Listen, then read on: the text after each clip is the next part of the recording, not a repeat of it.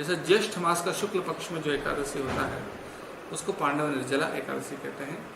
और जो पुराणों में बताया गया है, ब्रह्म वैवर्त पुराण में बताया गया है कि जो पांचों पांडव भीमसेन छोड़कर, भीमसेन के अलावा जो बाकी 4 पांडव भाई हैं, युधिष्ठिर, अर्जुन, नकुल और सहदेव और द्रौपदी और कुंती महारानी, ये सब उपवास करते थे हर एकादशी को। और वो भीमसेन से भी कहते थे कि आपको भी उपवास करना चाहिए एकादशी करने, और वो बोलते हैं मुझसे भूख सहन नहीं किया जाता, इसलिए भीमसेन का नाम है वृकोदर, यानी जिनके पेट में हमेशा आग जलते रहता है, जिसको बुझाना बहुत मुश्किल है, यानी बहुत खाना खाने से ही उनका पेट का आग बुझता है, तो उसको सहन कर पाना उनके लिए बहुत मुश्किल है।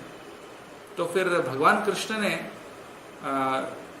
भीमसेन से कहा कि आप वेद व्यास जी से जाकर सलाह लो, इसके लिए क्या किया।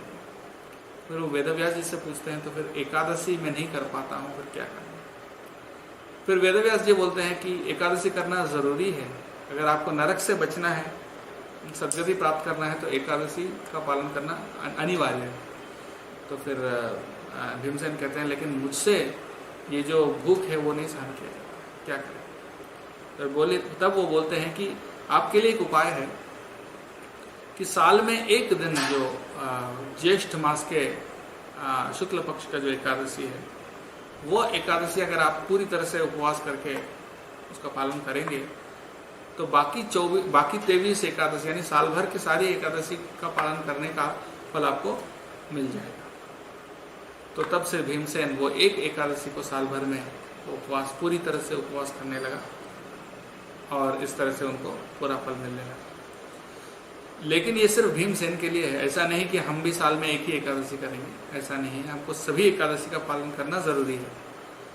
पर अगर जाने अनजाने से अगर कोई एकादशी का भंग हो जाता है तो हमें इस एकादशी का पालन करने से, पूरी तरह से यानी उपवास करने से, निर्जला उपवास करने से बाकी एकादशी का जो भंग होने का जो दोष है, यानी गलती से जब भंग होता है उसका दोष निवारण हो सकता है। लेकिन जानबूझकर अगर भंग करेंगे तो वो नहीं होगा, उसका निवारण